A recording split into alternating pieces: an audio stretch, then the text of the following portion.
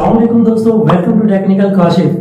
दोस्तों आज से हम स्टार्ट करने वाले हैं एडोब फोटोशॉप का कंप्लीट कोर्स बेसिक से स्क्रैच तक। यानी कि मैं आपको इस कोर्स में बेसिक से लेकर एडवांस लेवल तक की स्किल देने वाला हूं। इस कोर्स में ना सिर्फ हम डिफरेंट काम करेंगे बल्कि हम एंड प्रोडक्ट भी तैयार करेंगे।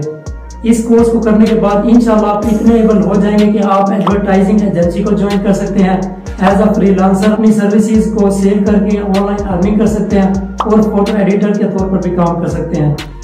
एडोब फोटोशॉप की क्लास नंबर 1 में हम इसका इंट्रोडक्शन करते हैं कि बेसिकली एडोब फोटोशॉप है क्या और ये किन पर्पसेस के लिए इस्तेमाल किया जाता है। जैसे कि एडोब फोटोशॉप के नेम से जाहिर होता है कि इसमें फोटो से रिलेटेड काम कर सकते हैं। एडोब एक कंपनी का नाम है जो कि एक ब्रांड है और उसकी प्रोडक्ट फोटोशॉप है। आप इसके लोगो में भी देख सकते हैं PS यानी कि फोटोशॉप।